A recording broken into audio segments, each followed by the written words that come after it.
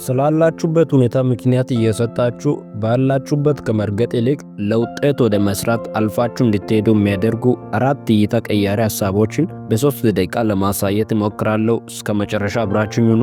ሐሳቡ የተመቻችሁ ላይክ በማድረግ አዲስ የሆናችሁት ሰብስክራይብ የሚለውን በተን ጫን በማድረግ የዚህ ቻናል አባል ይሁኑ። ሁሌ እንደሚለው ለእናንተ አሪፍ ነገር ለማቅረብ ስል በየቀኑ እጥራለሁና ሰብስክራይብ ብታደርጉ ምንም አይደለምና ሰብስክራይብ ስታደርጉ የደውል ምልክቷን ማብራታችሁን እንዳትረሱ።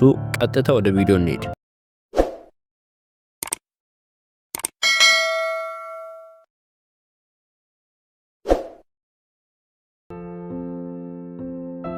በዚህ ዓመት የሚሰራ ስራ ካጣችሁ በአንድ ዘርፍ ላይ ያተኮረን ክህሎት ያለማዳበራችሁን ጉዳይ አስቡበት። በተቃራኒው መስራት የምታስቡት ነገር በዝቶባችሁ ከየትኛው እንደምትጀምሩ ግራ ከገባችሁ የትኩረት ችግር አለባችሁና እሱ ላይ ስሩበት።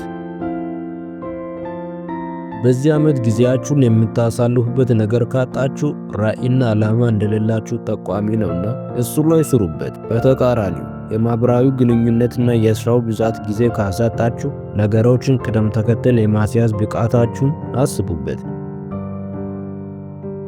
በዚህ ዓመት ጓደኛ ካጣችሁና ብቸኝነት ከተሰማችሁ የባህሪያችሁን ጉዳይ በሚገባ አስቡበት። በተቃራኒው ጓደኛ በዝቶ ለራሳችሁ ጊዜ እስከ ማጣት ድረስ ከደረሳችሁ እንደዚህ የሚያጦዛችሁ የብቸኝነት ስሜት እንዳይሆን ሁኔታውን ለማጤን ሞክሩ።